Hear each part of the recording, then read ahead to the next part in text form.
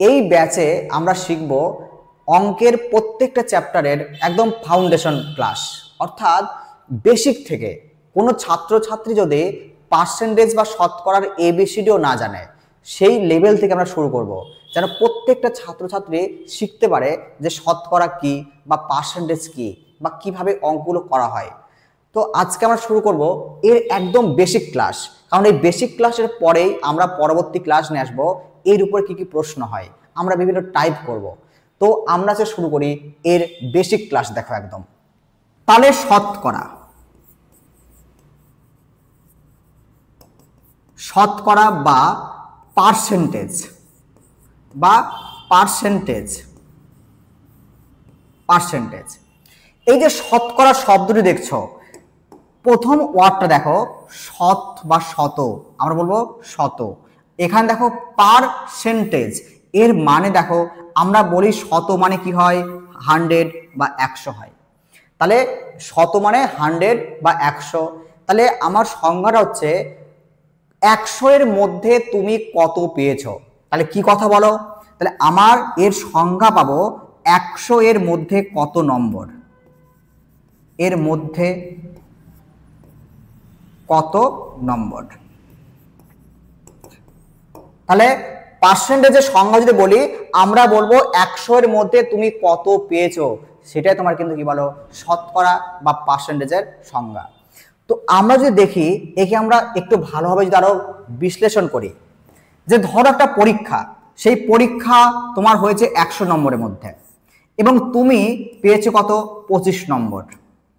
তাহলে 100 নম্বরের পরীক্ষা তুমি পেয়েছো 25 নম্বর, তাহলে তুমি কত পেয়েছো। তাহলে আমরা আরেকভাবে বলতে পারি যে তোমার পরীক্ষা 100-তে তুমি পেয়েছো কত 25 নম্বর। তাহলে 100-তে কত পেয়েছো 25, আমরা ভগ্নাংশ লিখে দিলাম এটা। তাহলে 100-র মধ্যে 25 পেয়েছো তুমি। আমি যদি এই ভগ্নাংশটিকে কোনো শতকরাতে কনভার্ট করি, তাহলে আমরা কিন্তু এর সঙ্গে সব সময় 100-কে গুণ করব। কত 100 আমরা গুণ করব। তাহলে দেখো 100 100 কেটে দাও, তুমি কত পেলে 25% পেলে। দেখো কত 25%। তাহলে তুমি 100-র মধ্যে পেয়েছো 25, বা আমরা শতাংশ যদি বলি তাহলে তুমি পেয়েছো কত 25%। তাহলে আমি যদি আবার আরেকটা এক্সাম্পল দেই, যে ধরো তুমি একটা পরীক্ষায় পেয়েছো 50%, তার মানে আমরা আজকের পর থেকে বলবো যে এই 50% মানে তোমার পরীক্ষা হয়েছে 100-তে, তুমি পেয়েছো কত 50 নম্বর। আশা করি এখানে সবার বোঝা গেল যে তোমার পরীক্ষা হয়েছে 100 নম্বরে, তুমি পেয়েছো কত কত 50 নম্বর। ওকে, আচ্ছা এবার যদি দেখি যে ধরো তোমার পরীক্ষা হয়েছে তোমার 150 নম্বরে, 150 নম্বরে, ধরো তোমার পরীক্ষা হয়েছে 150 নম্বর, তুমি পেয়েছো কত ধরো 30 নম্বর। তাহলে 150-র মধ্যে তুমি পেয়েছো 30, তাহলে আমি কি কখনো বলতে পারি যে এটি মানে 30%? কারণ একটু আগেই বলা হলো, দেখো যদি 100-তে তুমি কত কত পাও 25 পাও, আমি বলে দিলাম দেখো 25%। তুমি যদি 100-তে 50 পাও, আমি বললাম কত 50%। তাহলে বলো যে আমি যদি 150-র মধ্যে পরীক্ষা দেই, অর্থাৎ 150-তে পরীক্ষা দেই, যদি পাও 30, তাহলে আমি কি বলতে পারি 30%? না, আমি বলতে পারি না। আমি বলতে পারি না। কেন বলতে পারি না? কারণ দেখো, কারণ হলো তোমার এই যে 30 বা এই যে 30 নম্বর তুমি পেয়েছো 150-তে, 100-তে না, 100-তে পাওনি। আর শতকরা মানে 100-র উপর কিন্তু গণনা করতে হয়।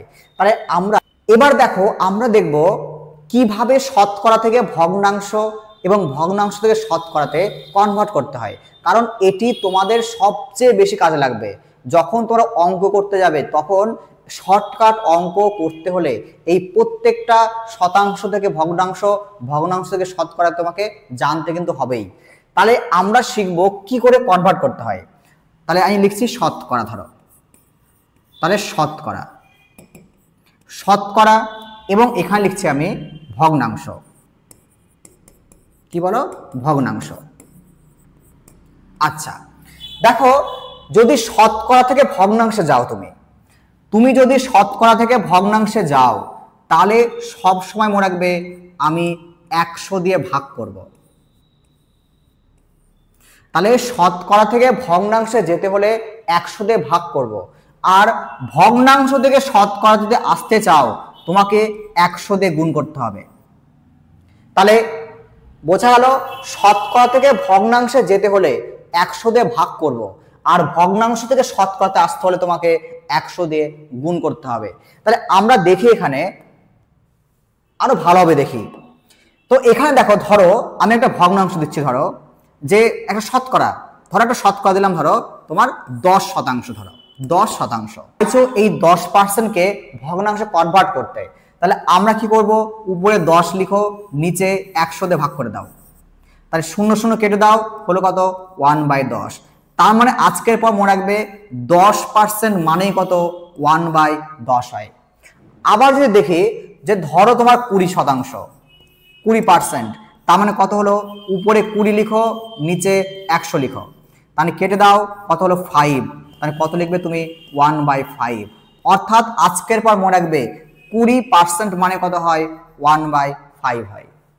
তাহলে আমি যদি শতকরা থেকে ভগ্নাংশে কনভার্ট করি, আমরা কি করব, ওই সংখ্যাটাকে 100 দিয়ে ভাগ করব, ভাগ করার পর যেটি পড়ে থাকবে সেটি হবে তার ভগ্নাংশ। আশা করি বোঝা গেল প্রত্যেকের এখানে। এবার যদি আমরা অন্যভাবে করি, ভগ্নাংশ থেকে কোথায় শতকরা, তাহলে আমরা দেখি ভগ্নাংশ থেকে শতকরা দেখি একটু। তাহলে ভগ্নাংশ থেকে শতকরা, ভগ্নাংশ থেকে শতকরা,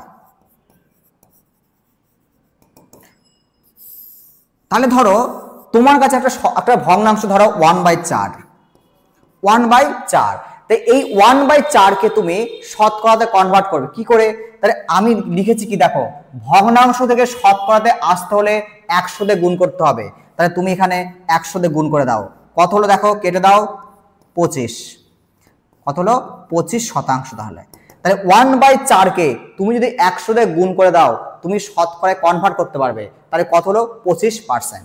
আবার আরেকটা নাও, তুমি ধরো 1/5, তোমার কাছে একটা ভগ্নাংশ 1/5 আছে ধরো, তাহলে এই ভগ্নাংশটিকে তুমি ভাবছো আমি শতকরাতে কনভার্ট করব, তাহলে তুমি একে 100 দিয়ে গুণ করে দাও, 100 দিয়ে গুণ করে দাও, তাহলে কত হলো দেখো 20, কত হলো তাহলে 20%। দেখো আশা করি প্রত্যেকের বোঝা গেল যে শতকরা থেকে ভগ্নাংশ আর ভগ্নাংশ থেকে শতকরাতে কিভাবে আমাকে ট্রান্সফার করতে হয়।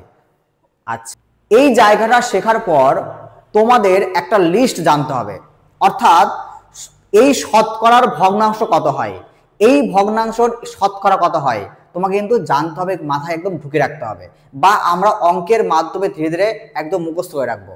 কারণ তুমি যদি শর্টকাটে অঙ্ক করতে যাও তাহলে কিন্তু তোমাকে এই বিষয়গুলি খুবই কাজে লাগবে। তো দেখি আমরা কিভাবে করব, চলো। আমি প্রথমে লিখছি শতকরা, ধরো শতকরা, তাহলে এই শতকরা থেকে আমরা ট্রান্সফার করবো কিসে, ভগ্নাংশে। কিসে বলো, ভগ্নাংশে আমরা কনভার্ট করব। আচ্ছা, যদি শতকরা বলি, ফার্স্টে 100 দিয়ে শুরু করো, যে তোমার কাছে 100% আছে, তো এই 100%কে যদি ভগ্নাংশে কনভার্ট করতে হয় কি করবে, তাহলে আমরা করেছিলাম কি 100কে 100 দিয়ে ভাগ করব, তবে পেলে দেখো কত 1, কেটে দাও 1, তুমি পেয়ে গেলে। তার মানে 100% মানে আজকের পর মনে রাখবে যে এটা ভগ্নাংশ হয় 1।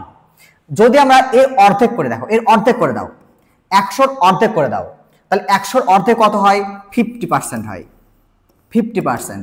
তো এই 50% মানে কত, তাহলে 50/100, তার মানে কত হলো তোমার 1 কেটে দাও 2, তাহলে 1/2 হলো। দেখো আবার যদি করি আমরা এর অর্ধেক, অর্থাৎ 50 অর্ধেক করে দাও, কত হয় 25। দেখো 25%, তাহলে 25%কে তুমি ভগ্নাংশে কনভার্ট করো, তাহলে কত হবে 25/100, মানে কত হলো দেখো 1/4।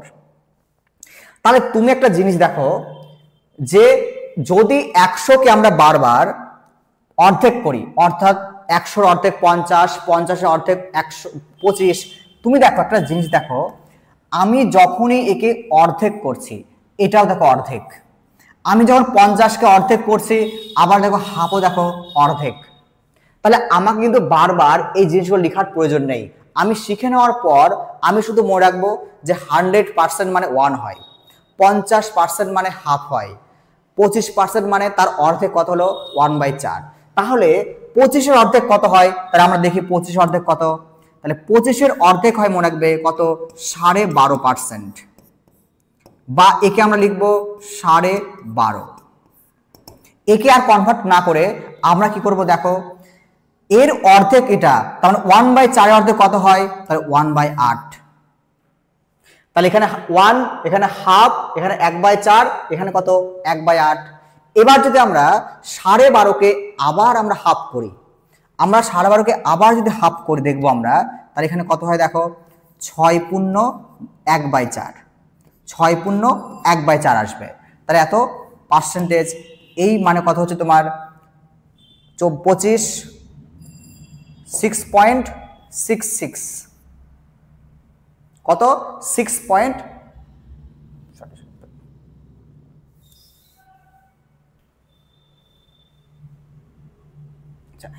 আবার যদি আমরা দেখি যে 12.5 অর্ধেক কত, দেখো 12.5 অর্ধেক কত হয়, 6/1/4, অর্থাৎ 6×1/4।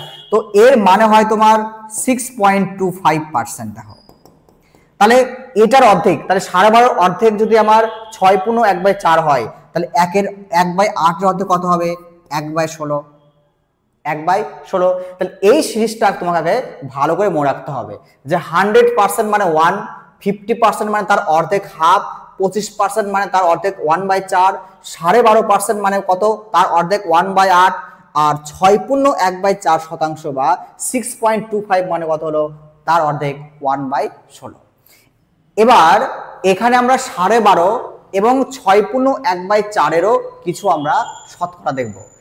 তুমি যদি 12.5-র সঙ্গে 3 গুণ করে দাও, 12.5-র সঙ্গে 3 গুণ করে দাও, কত হয় দেখো, 15, 36 আগে 37, তাহলে 37.5, তুমি পেলে কত, 37.5%। তাহলে 37.5% মানে কত বলবে, তাহলে আমরা বলবো দেখো, একে 3 দিয়ে গুণ করেছো, একেও 3 দিয়ে গুণ করো, কত পাবে, 3/8। কত হলো আমার, 3/8। আচ্ছা, এবার যদি একে আমরা 5 দিয়ে গুণ করি, একে আমরা 5 দিয়ে গুণ করি, তাহলে কি পাবো দেখো, তাহলে আমরা দেখো পাবো 5×5 = 25, আর এদিকে কত 60, অর্থাৎ 62.5। কত মানে, তাহলে দেখো আমরা 5 দিয়ে গুণ করি, 5/8। এরপর যদি আমরা বলি যে আমরা 12.5-কে 7 দিয়ে গুণ করে, যদি 7 দিয়ে গুণ করে দাও, কত 7 দিয়ে, তাহলে কত হবে দেখো, 7×5 = 35, 5, আর এদিকে কত 7×12 = 84, 84, আর এদিকে তোমার 3 মানে 87, 87.5%। তাহলে কত হলো, 7/8। তাহলে তোমাকে জানতে হলো 12.5-র প্রত্যেকটা, যে 12.5 মানে আমি 3 দিয়ে গুণ করি 37.5 মানে 3/8, যদি 5 দিয়ে গুণ করি 62% মানে কত, 5/8, যদি আমি 7 দিয়ে গুণ করি 87.5 মানে কত, 7/8। তাহলে প্রত্যেকটা একদম ভালো করে তোমরা দেখবে। এরপর যদি আমরা দেখি এই 6.25, যদি আমরা দেখি 6.25-কে, তাহলে 6.25 একে তোমরা 3 দিয়ে গুণ করো, 3 দিয়ে গুণ করো, তাহলে কত হয় দেখো, এইদিকে আমার কত, 75 আর 18, কত হয় 18.75, 18.75%। তার মানে 18.75% মানে কত, তাহলে আমরা এখন 3 দিয়ে গুণ করবো, 3/16। আবার যদি দেখি একে 5 দিয়ে গুণ করে দাও, একে 5 দিয়ে গুণ করো, তাহলে দেখো 5 25, 125, এদিকে 30 মানে হচ্ছে তোমার 31.25, 31.25 এত শতাংশ মানে কত হয় দেখো, তোমার 5 দিয়ে গুণ করে দাও, 5/16, 5/16। আবার যদি দেখি একে আমরা 7 দিয়ে গুণ করি, কত 7 দিয়ে, তাহলে 7 দিয়ে গুণ করে দাও, দেখো 7 25-এ 175, তাহলে 175-এ কত হলো, তার 75.42, আর এদিকে কত হচ্ছে আমার 43, তাই 43.75% মানে কত হবে দেখো, এখানে 7 দিয়ে গুণ করে দাও, 7/16। তাহলে তোমাকে দেখো সুন্দরভাবে দেখো, আমি কোনো একদম ট্রিকি লাগাচ্ছি না, শুধু দেখো অর্ধেক বা ডবল, অর্ধেক বা ডবল করে দেখো, শুধু এখানে অর্ধেক করছি আর এখানে আমরা 2 3 গুণ 5 গুণ 7 গুণ করে আমরা কিন্তু একদম ইজিলি ভাবে কিন্তু বসিয়ে দিচ্ছি। তো এইভাবে যদি করো দেখবে আমার মনে হয় তোমাদের খুবই সুবিধা হবে যে কিভাবে মনে রাখতে হয় এগুলোকে। তাহলে আমার এই হলো একটা জায়গা। আবার যদি আমরা দেখি যে ধরো তোমাকে পরীক্ষায় দেবে 66 টু 3 অর্থাৎ 66 পূর্ণ 2/3 দেয় পরীক্ষায়। তুমি মনে রাখবে এর মানে হয় 2/3। তাহলে 66 পূর্ণ 2/3 মানে হয় কত? 2/3। এবার আমরা এর অর্ধেক করব। দেখো তাহলে এর অর্ধেক করি, এর অর্ধেক কত হয়? আচ্ছা একে আমি লিখতে পারি, কিন্তু একে আমরা লিখতে পারি 66.66% লিখতে পারি কিন্তু একে আমরা। আবার একে যদি আমরা লিখি অর্ধেক করি কত? 33 পূর্ণ 1/3% এর অর্ধেক হয়। এটা মানে আমরা লিখতে পারি 33 পূর্ণ 3 লিখতে পারি আমরা। হলো? তাহলে 66 পূর্ণ 2/3 এর অর্ধেক কত? 33 পূর্ণ 1/3 বা 33 পূর্ণ 3। তো এর মানে কত রাখো? দেখো এখানে অর্ধেক করেছি না, তাহলে এখানে অর্ধেক করে দাও। যদি অর্ধেক করে দেই দেখো এখানে 2 দিয়ে গুণ আসবে নিচে একটা, তার মানে 2 কাটবে, কত পড়ে থাকবে? দেখো 1/3। আমার কথাটা বোঝা গেল? যে আমার 2/3 আছে, তাহলে 2/3 একে যদি অর্ধেক করি দেখো 2 কেটে গেল, কত হলো? 1/3। কত দেখো? 1/3। তাহলে 33 পূর্ণ 1/3 মানে কত হলো? 1/3। আবার যদি আমরা 33 পূর্ণ 1/3 কে যদি আমরা আরো অর্ধেক করি, যদি আমরা একে আরেকটু অর্ধেক করি তাহলে এর অর্ধেক করলে হয় 16 পূর্ণ 2/3%, মানে মনে রাখবে 16.66%। এর মানে কত হয়? তাহলে এর অর্ধেক করলে তুমি, তাহলে এর অর্ধেক করো কত? 1/6। দেখো 1/6 অর্ধেক। আচ্ছা আমি এর যদি অর্ধেক করে দেই তাহলে এর অর্ধেক করে দাও, তাহলে কত হচ্ছে? 8 পূর্ণ 1/3 এত শতাংশ, বা কত আসবে তোমার? 8.33%। তার মানে এর মানে কত আসবে? এর হাফ করে দাও 1/12। তাই তোমাকে এটাও মনে রাখতে হবে। তাই 66 পূর্ণ 2/3 মানে হয় 2/3। আমি যদি কি অর্ধেক করি তুমি পাবে কত? 33 পূর্ণ 1/3। তাই 33 পূর্ণ 1/3 মানে ওর অর্ধেক করে দাও, কত হলো? 1/3। এর অর্ধেক করে দাও, কত হলো? 16 পূর্ণ 2/3। তাহলে এর অর্ধেক যদি করে দাও কত হলো? 2/3। 16 পূর্ণ 2/3 এর অর্ধেক করে দাও কত? 8 পূর্ণ 1/3। তাহলে 8 পূর্ণ 1/3 মানে কত হয়? 8.33। এটার মানে কিন্তু কত হলো? দেখো 1/12। এছাড়াও তোমাদের পরীক্ষায় আরো কিছু আসবে, তাহলে সেগুলো আমরা দেখি কি কি আসবে। দেখো তোমাকে পরীক্ষায় দেবে 7 পূর্ণ 1/7। 7 পূর্ণ 1/7 তোমাকে পরীক্ষায় দেবে। তো এর মানে কত? তো এর মানে দেখো বের করা একটু, দেখো কত হয়? 50/7 ইন্টু 100 কেটে দাও 2, কত হলো? 1/14। তাহলে এখন তো মনে রাখবে, তাহলে 7 পূর্ণ 1/7% মানে কত হয়? 1/14। এবার একে আমরা ডবল করে দেই, ডবল 2 গুণ করি। দেখো 2 গুণ করো, কত হয়? 7 দুগুণে 14 পূর্ণ 2/7%। 14 পূর্ণ 2/7%। তাহলে এটা মানে মনে রাখবে আমি যাবো এখানে 2 গুণ করেছি, তাহলে এখানেও 2 গুণ করব। তাহলে 2 গুণ করলে কত হয়? 2/14 মানে কত হলো? 1/7 হলো। তাহলে দেখো 7 পূর্ণ 1/7 মানে 1/14। 14 পূর্ণ 2/7 মানে এর অর্ধেক করে দাও 1/7। এর ডবল করে দাও, তাহলে 14 ডবল করে দাও, কত হয়? 14 গুণে 28, 4, 7 এত। তাহলে 28 পূর্ণ 4/7 এর মানে কত? এর 2 গুণ করে দাও। তাহলে দেখো এর আমরা 2 গুণ করেছি, তাহলে এর 2 গুণ করে দাও, কত হবে? 2/7 আসবে। দেখো তাহলে তোমাকে এটাও মনে রাখতে হবে 7 পূর্ণ 1/7 মানে হয় 1/14, 14 পূর্ণ 2/7 মানে 1/7, আর 28 পূর্ণ 4/7 মানে কত হয়? 2/7 হয়। এছাড়াও আমরা আরো কিছু জানবো। তোমাকে পরীক্ষায় কিন্তু ডিরেক্ট দেবে একদম, কত বলো তো? তোমাকে পরীক্ষায় বলবে ধরো যে 10% মানে কত? তুমি বললে কত? যে স্যার 1/10। বলবে তোমাকে 20% মানে কত? 20% মানে কত বলো? মনে রাখবে 1/5। কত হলো 1/5। তোমাকে বলবে 25% মানে কত, তাহলে 25% মানে কত হয় 1/4। যদি বলে তোমাকে যে 40% মানে কত, 40% মানে কত হবে 1/2/5, 2/5 হবে। দেখো যদি তোমাকে 80% দেয়, 60% দেয়, যদি তোমাকে 60% দেয় তাই মনে রাখবে কত হবে আমার 3/5 হবে। তাহলে এটা মনে রাখবে 10% মানে 1/10, 20% মানে 1/5, 25% মানে 1/4, 40% মানে কত 2/5, আর 60% মানে কত 3/5। এটা তুমি একটা ভালো করে লক্ষ্য রাখবে।